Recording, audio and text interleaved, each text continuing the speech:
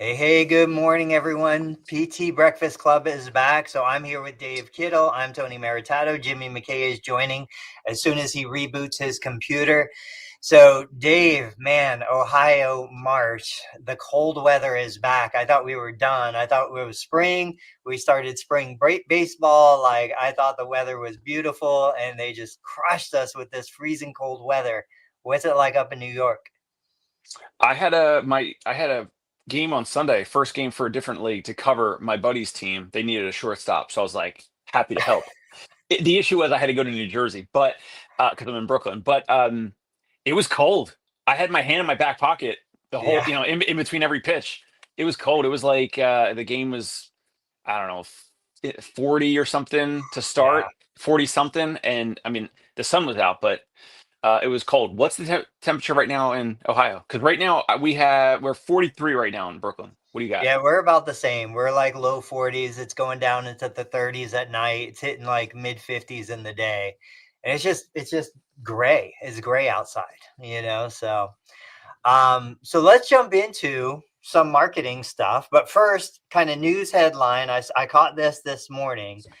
You probably don't know about this. It doesn't apply to you, but Medicare has a reduction called the MPPR. It's a multiple payment procedure reduction. Basically, what Medicare does is they say, hey, we're going to include an element that goes to covering cost and overhead.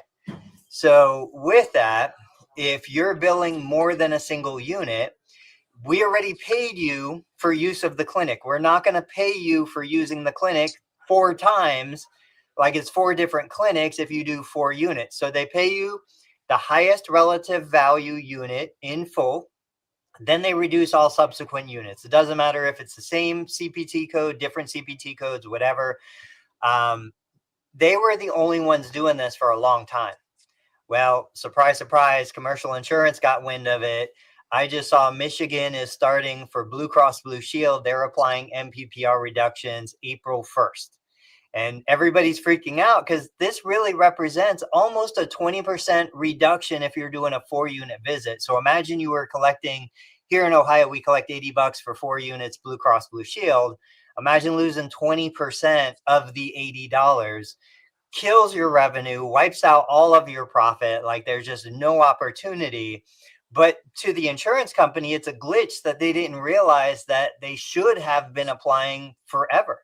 They're just realizing now, oh, why are we paying for use of the facility 4 times when they're only using it 1 time? So that was a big one. Any thoughts about that before we hit the marketing stuff? I was gonna say, do you want me to speak on this? Do you want me to give my thoughts? Of Because course, the I people don't, want to know. you know, as you're talking, I was thinking, all right, well, what's the opposite of a reduction? Like an increase, right? Like Sure. boosting or an increase. Uh, and we know that to even fight that, literally that payer, that decision. If you're a practice that has some patients with that payer mix, how do you fight that one thing? And I know we've talked about it a bunch, self-pay services or whatever. Um, Maybe it's for today to talk about, maybe another time to talk about, but patients don't understand. Like even when people call here and call in my practice and uh, it's more than they thought. I just spoke. Here's an example. I just spoke with someone yesterday, and she has vertigo, BPPV, and she was complaining about it was going to take weeks or months to get into Rusk at NYU for a follow visit for this. And I said, yeah, no, I totally understand. I'm like, we have availability tomorrow, which would be, that was yesterday, so today. And that's the way that we can beat free, because she wanted to use her Medicare or Medicare Advantage plan or whatever, and that is a whole gray area. But um, I mean, either patients are going to pay out of pocket, or you're going to try to go do these wacky tech things that Tony Maritato is doing, which is trying to monetize YouTube videos and all that type of stuff. But I don't know, maybe that's something for us to talk about briefly now or another episode, where owners that don't want to do all the videos like you, Tony, and they don't want to you know create courses to sell to therapists or whatever, like how do they specifically fight this in my opinion, it's you have to pass it on to the patient. The whole political thing with the tariffs and all that, it's no different. This has to be passed on to the patient or the future patients, or and some patients are going to feel like they're being nickel and dime. So that is the challenge. How can we rise up and take away the reduction from the insurances and fight those immediately by saying, either we're going to provide different services that are out of pocket, or we're going to nickel and dime your current services and charge you a little bit out of pocket. Anyway, So, and Jimmy's on. So good morning, Jimmy. Let me start by saying I'm a lover, not a fighter.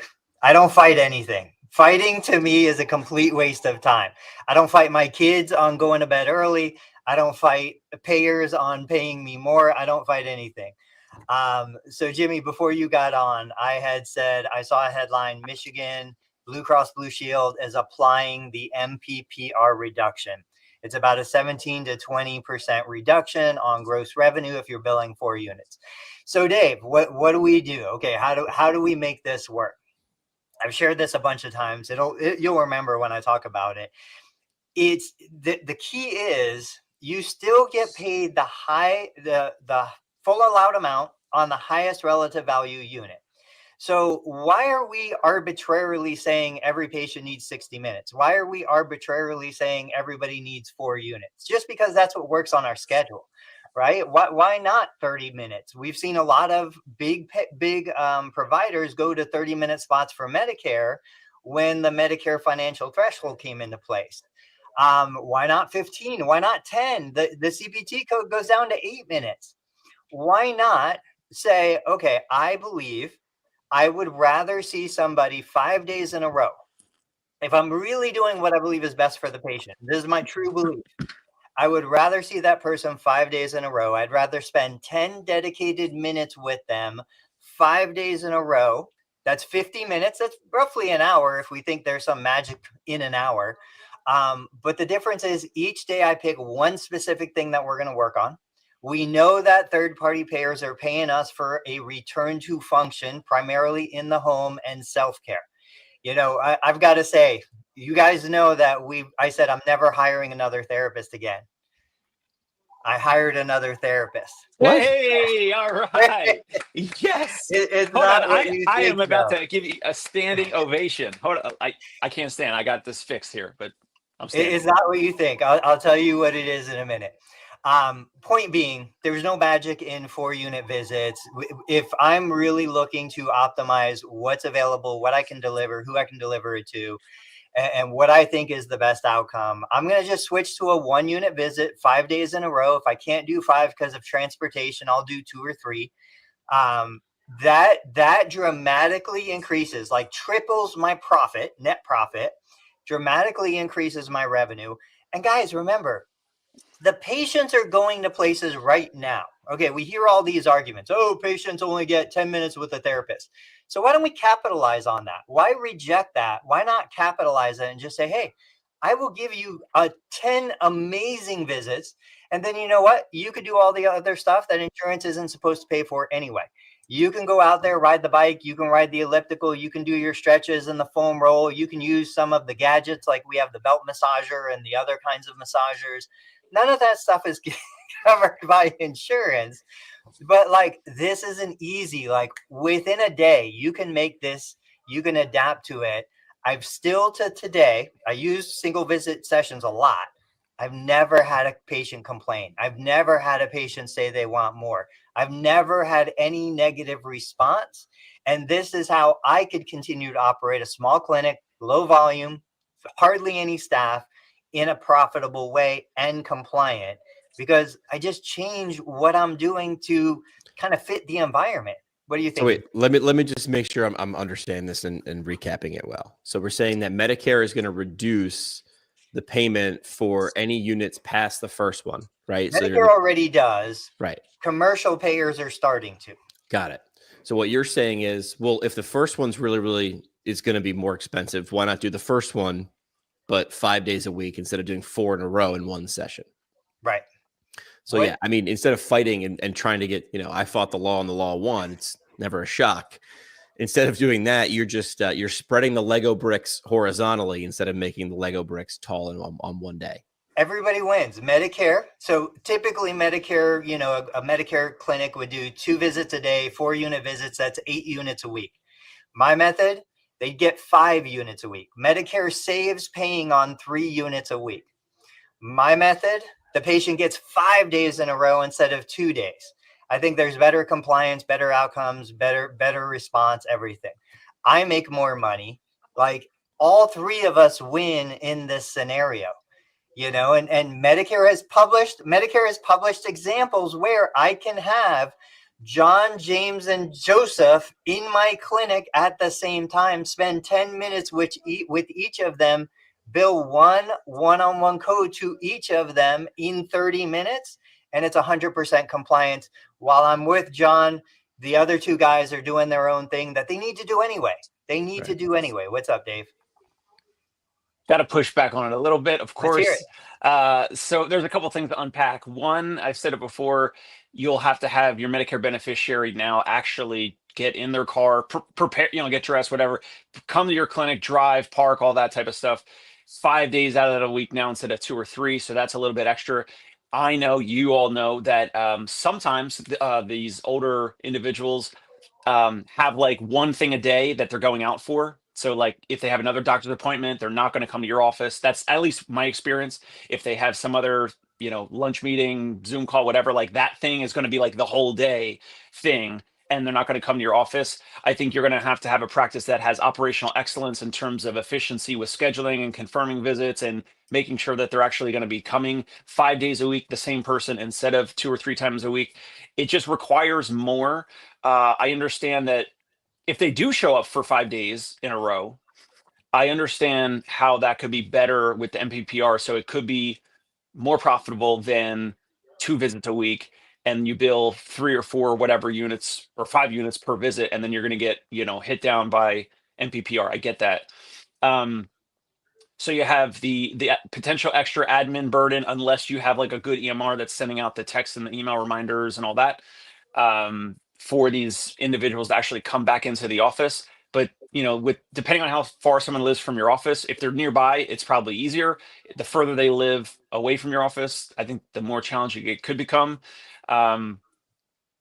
Plus, another thing that we mentioned before, if you're going to have a lot more shorter visits, wouldn't that mean that you're going to need more patients like today? So today is Tuesday.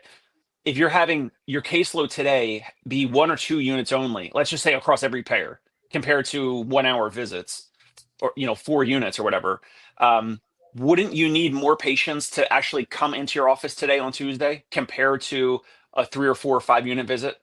Yeah, so let's talk about that. What has been one of the biggest barriers to clinics scaling and growing? Lack of staff. What happens with lack of staff? Wait lists. How do we get rid of wait lists? We shorten visits and we increase access. Like, this would be the solution to a smaller practice who hasn't been able to recruit more therapists, but still has people on a wait list. There are so many therapists with wait lists right now. Eliminate the wait list. You know, the usual arguments I get, just like you're saying, well, Medicare beneficiaries don't want to come in 5 days in a row.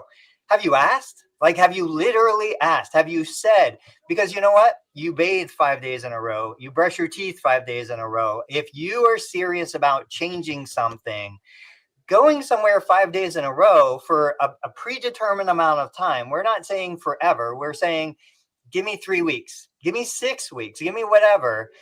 This, if you really want to change this shoulder, this back, this, you know, repeated falls, whatever, you need people. Now, if a person's willing to do it, guess what? They're a better candidate for a positive outcome, right? How many times do we have a patient coming in once or twice a week?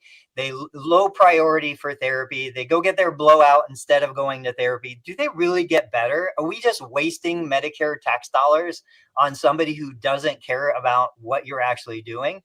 Conversely, somebody who's in here 5 days a week, we've got our coffee bunch out there. We're telling jokes, we're hanging out, we're talking to each other. And to your point, like, yeah, you need to have that kind of community. You need to be close enough where it's not a huge burden. I'm in a city where everybody's within 5 to 6 minutes away. I've got ample parking. That's why I chose this location. You literally park in 10 feet. You're in my clinic. I built a business and a model that supports that kind of service delivery. Can you answer the more patients coming in today? Like let's say a practice that's watching or listening, they don't have a wait list, but they were going to adopt this model. They would need more marketing, correct? They would need more people to, book and confirm and come in today, correct? Or no? Potentially. It depends on how you're getting your patients. We've got such deep roots. We've got so many great connections with the referral sources that we're getting plenty of referrals. I would say you've got places like me who already have a steady stream of patients without the marketing. You've got patients that have a wait list that don't know what to do with that wait list. They're waiting 3 to 6 weeks. We're already like these two scenarios are already geared up. We don't need more marketing. If somebody's coming in brand new right out of the gate, yeah, they need to market. They need to get people. But still, I don't know. I would have to do the math. Okay, so 8 units of care versus 5 units of care. I would need to make up those 3 units in additional referrals, but I don't think it would take that many more referrals because the frequency is increased, and I think that's where you're getting the same bodies in more often. You don't need a lot more new bodies. You need some, you don't need a lot. I don't like it, but it makes some sense in terms of adapting or navigating or responding to these changes of MPPR. Still a reimbursement and payment issue though. And at no point did you go into a Facebook group and yell and just that was your solution anonymously. Right. How is that not your first thought, Tony? But back to, I'm not a fighter. I'm not going to fight insurance on this. Like, to me, they realized that there was something wrong with their system and they fixed the problem on their end, Blue Cross Blue Shield. And I still have to go back to, guys, I have health insurance. I believe you have health insurance. I virtually hire my health insurance to protect me and to negotiate lower rates so I can afford services that I am buying. Health insurance, we know, is not health care. These are very different things. Health insurance is just a financial tool, an asset, a vehicle. So when I'm on the consumer side buying health insurance, I'm looking at very different things than when I'm on the beneficiary side utilizing the health insurance. But we have to understand that distinction, even if our patients don't, because if we understand it, we can then work within that system or go Dave's route, like take the high road, leave the insurance, the third party. Oh, Tony just bounced out. He's like, I'm out. Mic drop moment. Tony, you all right? I mean, the thing is, it doesn't really matter what you think or what is fair. This is. I mean, I think Tony would agree. I think you would agree, which is nice to have people advocate for you on Capitol Hill. I think these things should always happen. But if you're holding your breath, waiting for those things and those results to come, you're going to pass out. And if you do it long enough, you're not going to exist anymore. So by trying the new things and not necessarily fighting, and when Tony said I'm a lover, not a fighter, I really thought he's being more Bruce Lee than that, which is be water. And if this is going to be the situation, I can't fight it. I can't change it. I'm going to deal with it. How can I deal with it? These are just a couple of different ways. Yeah. I mean, there's different ways to respond or fight or, whatever, however Tony is describing, but, yeah. Any other thoughts on that from what you're seeing on the revenue cycle management side? Any other grumblings that you're hearing from your company, your colleagues? No, which is, listen, I mean, there's a lot of codes that you might not be building at all. I know we're trying to, this is an example of a reduction. I used the example just the other day when I was at the conference with Physical. I was given a demo in the hallway. Just happened to talk to some people and they said, what do you do? And I sort of resisted because I wasn't there as an official sponsor. So I resisted sort of do it on my phone. And they said, well, this feels like it's found money. I'm like, it's like change underneath your couch cushions, but over and over again. So if this isn't an example for something reviewing your billing or something reviewing your revenue cycle management, I'm not sure what is. All right, I got back. Can you guys hear me? Hear you. Did you have something else to say regarding the way you were describing, like what you feel you have your health insurance, how you use it, how you look at it? You had a little bit more to that. I mean, I teach this in one of my courses. I'm like, look, guys, when we're buying health insurance, there's things that we need to consider. We need to be an educated consumer of a financial product. Yes, we're looking at the monthly premium, we're looking at the deductible, we're looking at our own risk profile, but we're also looking at stuff like the negotiated fee rate. Like, how many people, when they're going to buy health insurance, they want to make sure their doctor's in network. But how many of them try to find information about what is the negotiated fee rate so that I know what it costs if I have a high deductible plan, which I do, HSA, high deductible. What's it going to cost me if I do want to go to therapy? What's it going to cost me if I go to the ER for a broken bone? Because my kids are breaking bones right now. Like, all of that stuff. I want to know. I can, here in Ohio, I can get the same coverage, but one insurance has lower negotiated rates. I'm going to save more on the consumer side buying health insurance. Like, this is a decision that takes time and education, and you need to make a good decision. But I've never made as much money on stocks or business or other things than I've seen my own mom make on health insurance. And it was a horrible outcome. I have shared this story before. Like, she paid $10,000 a year. She didn't use her health insurance 5 years in a row, 50,000 invested. But on the 5th year of that policy, she had a car accident. She had a brain bleed. She had an ICU admission. She was skilled nursing. She racked up $500,000 in services that were covered by the health insurance. There's no investment that I know of that in 5 years she could have put 50,000 in and got 500,000 of value out. So, like, we don't want to look at it in those terms, but that's the reality of the situation. So just lots of this discussion, more than we have time for today.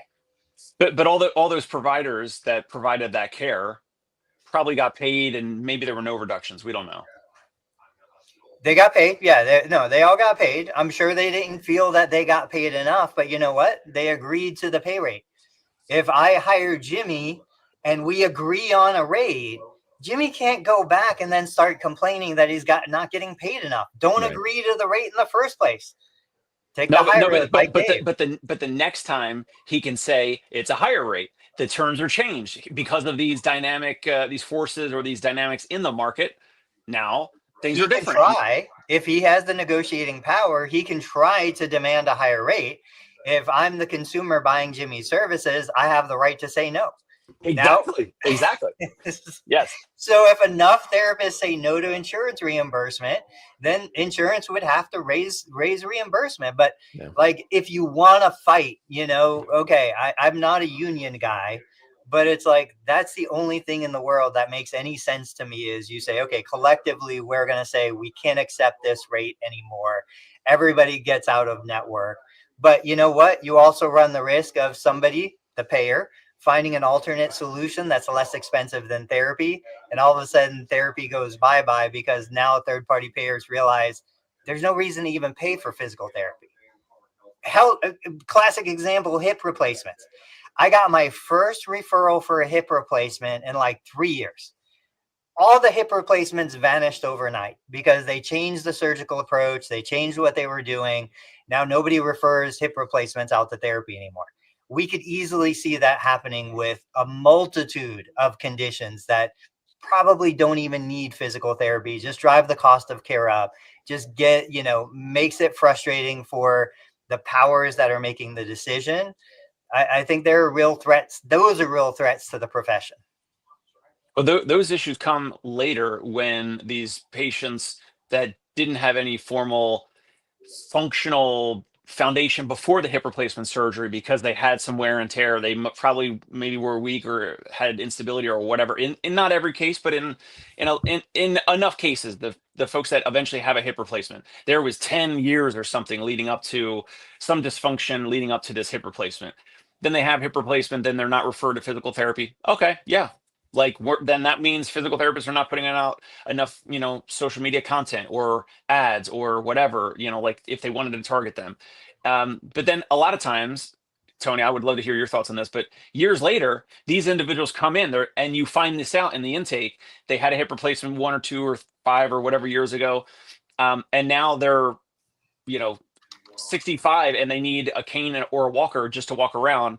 So I think a lot of, regardless of the, the insurance component of this, those patients that have a hip replacement are often living through a disservice of the whole financial insurance model around just that procedure and that condition.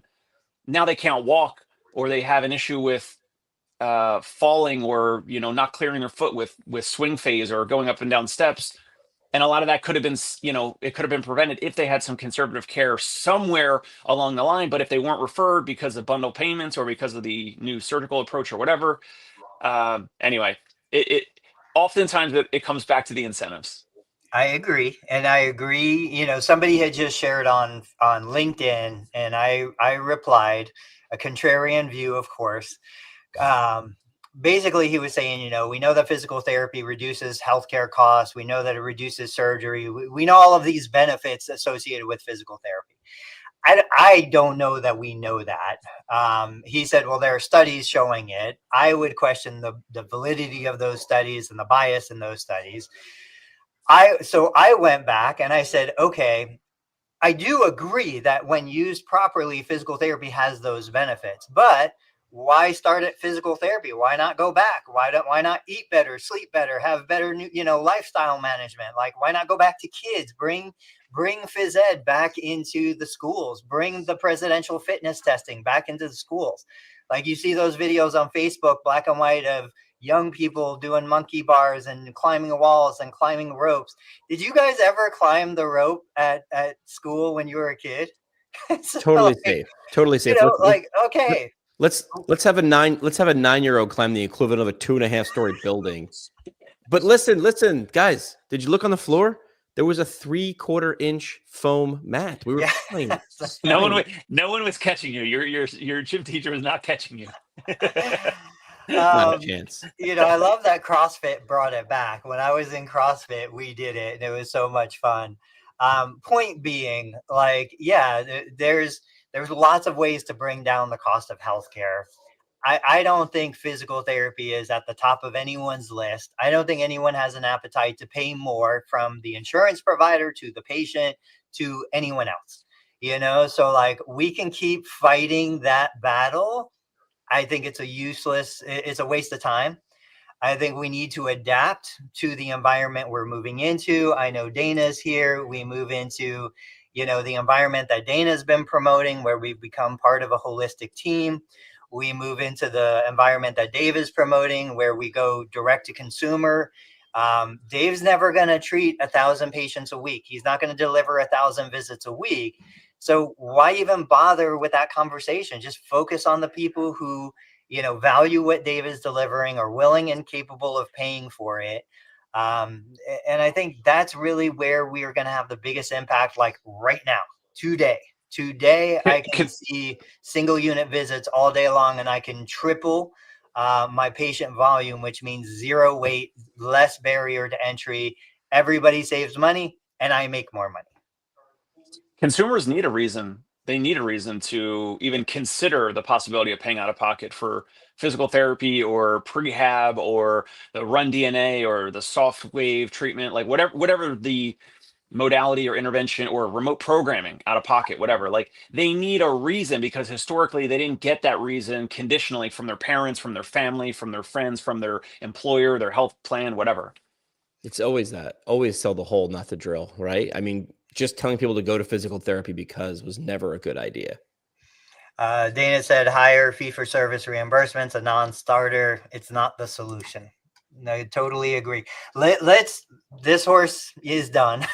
Let's go to Dave. Dave and I, before we started, we were talking about some marketing stuff. Dave's working on a mailer. Tell us a little bit about what you're doing. I'd love to hear Jimmy's perspective on it.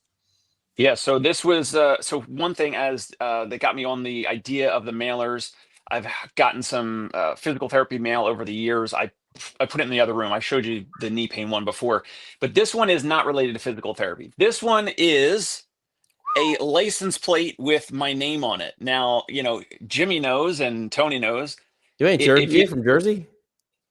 Well, so I'm from Jersey, and we've gotten 2 or 3 car leases from Jersey. Understood. So that's why this is New Jersey plates, which it actually doesn't. Yeah, they should have.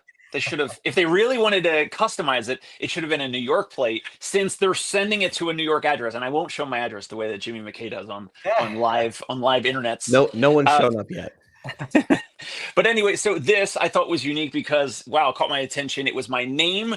And most of the time it's like this, like at the back of it is just like a white, performance, Woodbridge Services, whatever, dealership. Anyway, why should you care if you're watching or listening about your physical therapy practice? So I'm looking to do something like this, not with the patient or individual's name on it. But I was telling Tony in the pre-interview, I'm making a flyer like this, like a 6-inch by 11-inch flyer to go to targeted addresses in Manhattan. And it's going to be about golf. And my question to the panel here, my buddies, my question also to the open internet that's watching or listening, is should I focus on golf pain only, like in the headline? Like, so right now my provisional headline is pain with golf, ? Because, got milk, ? Like 2 words or 3 words, like really big and bolded, will work really well with a flyer or any, advertisement or headline. But I also have in there like the secondary, like the sub headline of that. I could pull it up, but it's, and I'm on my phone, so I can't share my screen, but the secondary headline is about performance. So it's like, do you want to end your pain and return to peak performance ? So like the secondary headline is about the performance of golf.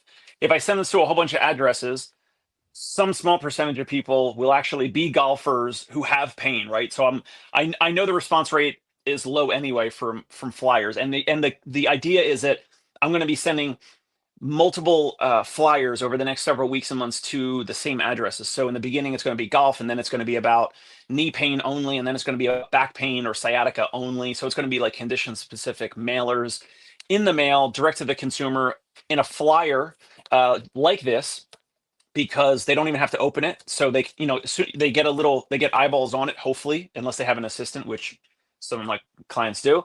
So the person that has golf pain may or may not even see it. They may or may not open up their own mail. Those are some of the considerations that I'm thinking about with making this. But obviously, it's a direct response flyer to get them to call us in regards to a golf swing analysis. But maybe it's 2 things, and maybe you guys can give me some feedback. Like I should maybe do one about golf pain, like back pain and elbow pain, or just pain with golf. Maybe that's one.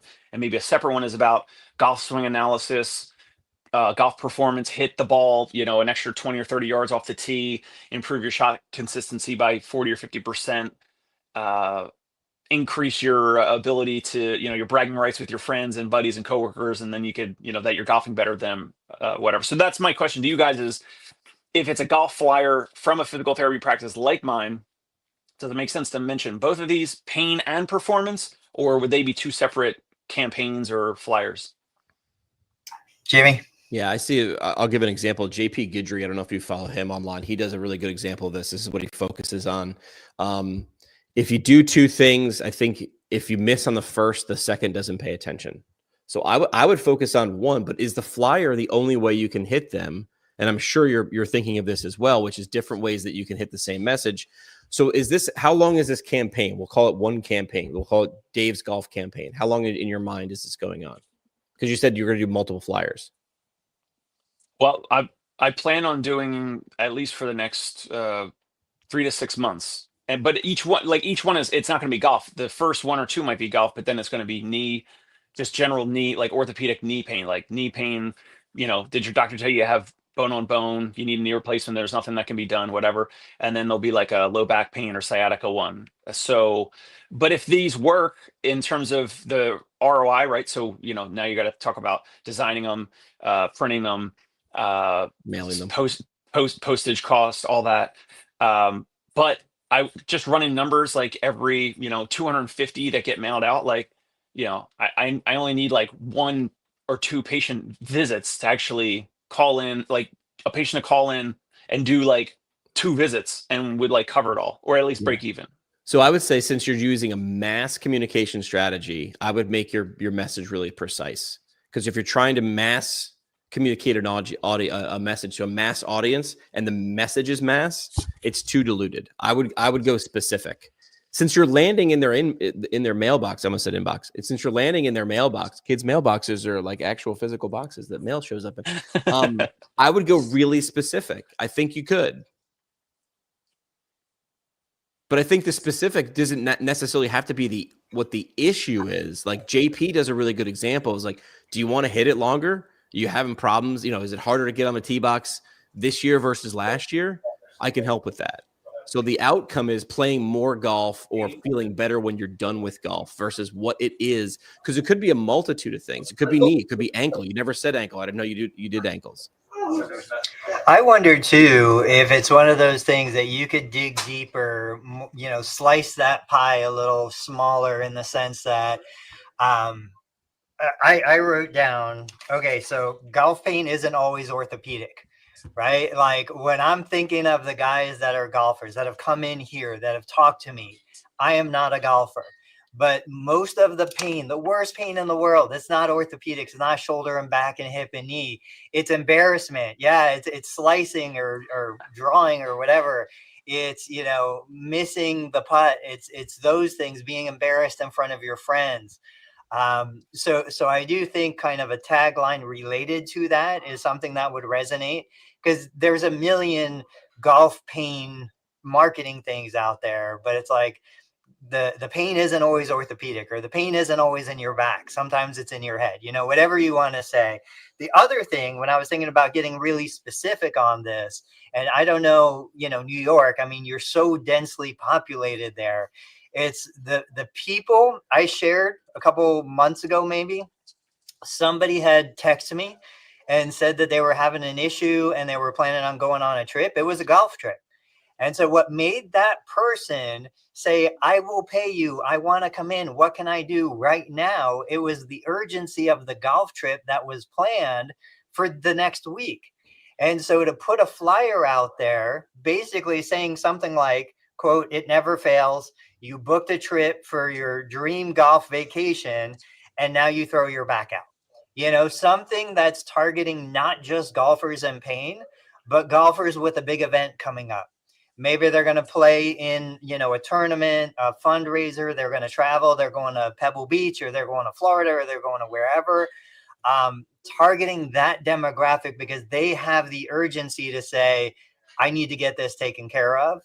And then the last thing I was going to say, kind of playing on what Jimmy was saying, from what I've heard, and I'm not good at this yet, the paid ad, whether it's a print, a postcard, a Facebook ad, whatever, the paid ad kind of forces them to see you, but then a lot of them will look for your organic content, so something on there, whether it be a QR code or whatever, something that takes them to then your organic videos and educational information on, the condition and the performance, so they get a chance to understand who you are. You're an athlete, you play baseball, you're a golfer. These are the things that you've accomplished and you've done. I think that would be a big component with it too. Lowering their score is a big one, right? Isn't that? I mean, that's ultimately they want to have a lower score. Yeah, or not as good as the preventing the issues, preventing the slicing, preventing right, like the embarrassment. If I could use that, I think that's something that's overlooked with a lot of ads, especially for whether it's golf coaches or physical therapists or folks in between. Yeah, I mean, listen, I'm perfectly healthy. I don't really have any issues, and I'm not going to lower my score. But that's a playing golf more often issue, right? But what's preventing you from playing golf more often? It could be something that Dave could help with. I can play golf 100 times a year. I'm never going to get any better. That's me. It's not going to happen. I don't like it enough. I want to stay on this topic, but real quick, I got to address Dan Vapney's comment. He said most people don't want to write more notes. So this is one of those. I've said this before about Tony's idea of the Medicare benefit. Going back to the beginning of the show, Medicare beneficiary comes in for 5 visits that week instead of 2 or 3. Dan, I 100% agree. Tony is making his therapist write more notes, more admin. I didn't go that hard at going against you with this topic earlier today. I've done it on other episodes. I was a little more subdued today. But Dan, you're 100% correct. I have mentioned that before. Tony has a rebuttal. Here we go. What do you got? Wait. What's Jimmy's gonna say? Not going to write any notes. It's going to use AI to write those notes. Yes. What are you talking Like, who's writing notes? Are we serious in this? Like, about? with What are the you talking about? technology, I mean, if I had a quill and an inkwell, I would agree with Dan 1,000,000%. We are not doing that any longer. Like, I have been neck deep in AI and automation with note writing, bringing in elements that is unique to me. I understand what you're saying, Dan, 100%, and that's a very common complaint. But yeah, you're writing a 1-unit note, not a 4-unit note. So when you look at the note, it is based on what was done. You're filling an hour. Whether I'm seeing 6 people in an hour, I'm quadrupling my profit. Or I'm seeing 1 person an hour, I'm writing an hour's worth of documentation for an hour of time. It's really technically not more notes, but now you bring in AI and you bring in scribes and you bring in that other stuff, forget it. Like, it is a no-brainer. That's not a reasonable objection anymore. Okay, back to Dave. So what I did recently, and I don't know if you guys saw it, it was a LinkedIn post. I'm not going to share it. It was from a company that I know the CEO well. We go back a long time. They put out a post about fall prevention. And it was your typical post about fall prevention, right? And it was like, hey, this many people a year fall and this many, results in hospitalizations and a bunch of stats. And then call us to stop falling or something. Completely useless piece of content. It's not going to motivate anyone. It's not going to interest anyone. It's not going to gain subscribers. It's going to have zero function on your feed. So I took a screenshot, and this is what I would do with Dave. I would take a screenshot of what you're thinking about putting out, but I took a screenshot, I put it into ChatGPT 4.0 for reference. I said, hey, tell me what's wrong with this ad. And then it gave me the list. And then I said, okay, using Alex Hormozi's $100 million offer framework, I want you to create a better ad. So then it generated a better ad. And then I gave it a couple recommendations, and I said, hey, using copywriting techniques from Gary Halpert, I want you to add copywriting elements to this. And it got really good. Like, it was talking about the fear and the anxiety and laying on the floor and all of these things. And then I took it one step further. I said, most of the patients who would benefit from this service are not going to be the ones who are actually signing up for physical therapy. I want you to change the focus demographic to the adult child of the parent who's going to be falling. And I want you to write the ad for that person. I want you to include the fact that, you're noticing mom and dad are falling or losing their balance more often. You're busy working full time. You're busy raising your family, your children. Now your parents need a full-time caregiver. I brought up topics like, your parents have been fiercely independent their whole life. They don't want a stranger coming in, telling them when to go to the bathroom, telling them how to take a shower. They don't want a stranger walking around their house, going outside for smoke breaks. Like, I see it. I see it in my neighborhood. Even, we're all going to be dependent on someone at some point, but it's very different when you have a stranger who's going out, coming back in, reeking of cigarette smoke, all this kind of stuff. So it wrote such a great little ad. You're going to read it? Here. Okay, so I'm going to share it, actually. I'll put it into the chat. Yeah, sweet. It's pretty short. And then what I did, just so you guys know, I took this and I threw, I'm testing a still image and a video of somebody on the Biodex Reactive Step Trainer working on gait and working on balance. But basically, real quick, it said, worried about your aging parent falling again? We can help. Your parents deserve to stay safe and independent at home. But if they've been slipping, tripping, or losing their balance and risk of serious fall is getting too high to ignore, at Total Therapy Solutions, Middletown, Ohio, we specialize in fall prevention through our exclusive Biodex Bodyguard training. Now, it came up with Bodyguard training to a proactive solution designed to help seniors stay steady on their feet, Medicare covered physical therapy. If your patient if your parent is already experiencing balance loss, Medicare Part B will cover, note, the initial evaluation and the treatment plan to improve strength, balance, blah, blah, blah. Exclusive balance training, Biodex Reactive Step Trainer, our cutting edge system allows seniors to practice walking and recovery, slips and trips without risking a fall, thanks to our overhead harness system. Peace of mind for families. Feel confident knowing that your mom or dad is receiving expert care in the safest hands. Medicare may cover therapy. Biodex Balance Guard program is available for an additional $500 a month. Help your loved ones stay safe at home longer before the next fall happens. Call us to book an initial evaluation. There are other iterations of it that had more storytelling, more drama, more emotion. I'll put together some sort of combination, but I love the idea of having this sounding board and then being able to bring in specific elements. Alex Hermosi, Gary Halper, like Seth Godin, whoever you want to bring in to bring context to the content. What do you guys think? Yeah, that's the way I use it. And I think that's the way that you should. I mean, the first GPT I created was called Very G. And it was a mix of Gary V, Adam Grant, Seth Godin, and like some of their personalities are not the same and not similar. They're vastly different, right? Like Godin's probably like the more like subdued. Adam Grant's a little subdued, but kind of in the middle, and Gary V is like in your face. But like it is good to see these different approaches. I think that's a good use of artificial intelligence right now. Not necessarily have it write the final product, but have it write several versions of it and see which ones you're like, yeah, I could see that last person that walked through my door, that message would have resonated. Several of the things that you just said there resonated with me because if I was in Middletown, Ohio, I might be one of your ideal readers to then take action. Quick issue with ChatGPT. Yesterday, I was trying to take a headshot of one of my therapists and remove the white background so I could add it to this flyer that we're talking about. ChatGPT gave it a crack at it about 10 times, was not able to remove the white background from the headshot. I had to open up Canva.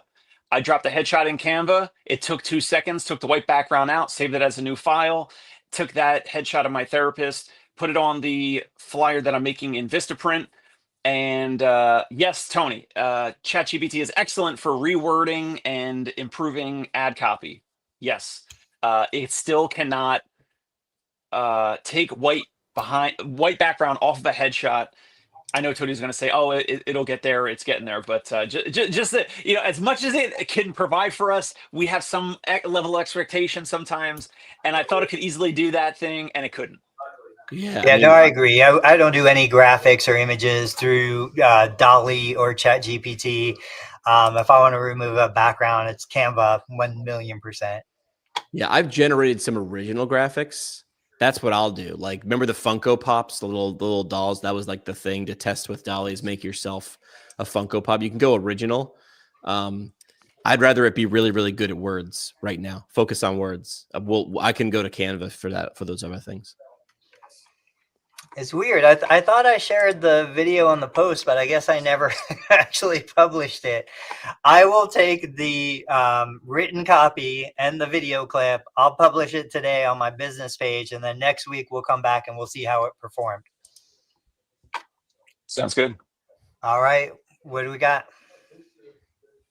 Parting shots? Yeah, let's do it. Parting shots. So, big part of the conversation. You can be a fighter, and there are personality. My wife. So speaking of my wife, told you guys I hired a physical therapist. It's your wife. My wife is out there right now. She maintained her license. She's never gave it up. We started the practice together. We grew the business together. We've done everything together. But once my 16-year-old was born, she was out of patient care. Now we've sucked her back in. So we're hoping to squeeze a few hours out of her each morning to get in here and kind of right the ship, because I'm not the great leader that I wish I was. So she's the therapist that we hired and brought on. I'm so confused how we've been doing this live stream this long. Not even a cameo from your wife. Oh, are you kidding? Yeah. She is anti-camera, anti-every. We had people come out to Ohio, and she was like, "Oh, I don't want to come out there and meet him." But she is phenomenal. She played college basketball, scored 1,000 points, like all of these accolades to her name, but you would never know any of it. And she is by far head and shoulders, brains, and everything behind the operation. So. So But what, she didn't need to be re-interviewed. She didn't have to submit references or anything. No reference check, no background checks, nothing like that. I did ask if she had kids and if they were going to be a problem. If she was going to be leaving for 6 kids, like, forget it. Oh, shoot. So anyway, I was saying, parting shot. You know, you can be a fighter. She is a fighter. She is going to fight. She is going to do what she believes is right no matter what.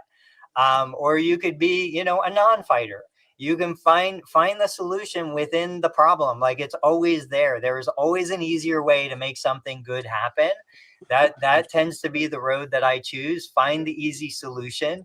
It doesn't have to be a battle. What you got, Dave? I'm a fighter. I mean, I think it's well known by now, but if not, I mean, if my partners and team, if we go and partner or acquire an in-network clinic, maybe that'll change over time. If we find something that's got a great reputation, profitable, all that. But from what my model is, and so many of my friends and colleagues, Adam Gavilli, oh my gosh, I'm blanking on names. Gina Williams, Christian Marshall, all the therapists, Joel Giffen. I mean, there's so many practice owners, Joe Castelli in New York City, that are out of network or self-pay. Maybe they take a little Medicare, but for the most part, the commercial payers they're out of. And maybe that's a little bit of my how I would do things, or how I do things, or how also the New York City market is. And like, a lot of people, not everyone, but a lot of consumers understand why a lot of therapists are out of network. Again, there's a bunch that are in network still. So anyway, it is what it is. And I will continue to fight and or laugh and poke fun at these posts that are talking about like the 2 and 3 and 4% reduction, and you know, people getting mad at insurance and all that. It's like, take your destiny in your own hands, make it happen. Got to do things differently, run different ads, try different marketing. I do online marketing now. I'm talking about sending paper mailers to people's houses. It sounds crazy, but it could work. And you know, you got to try different things. So yeah, it's my parting shot. Yeah, I would say be water, right? I think both of you are fighters, but also you go with the flow, which is be water, which is figure out what problem you're actually trying to solve, and then try to solve that problem. By all means, you know, I think we said this when Tony was off screen for a second, which is we could complain about it. We could send people to Capitol Hill, and I'm glad that we do. But if we hold our breath for those things to make massive results, we're going to pass out. So be water, figure out what problem you're actually trying to solve, and go with that. All right, guys, I love it. PT Breakfast Club, Tuesday, Thursday morning, 8:30 a.m. Eastern. Come check out PT Pinecast, Dave Kittle Show, learn Medicare billing. We'll catch you guys on the next episode. Thanks for watching. Thank you.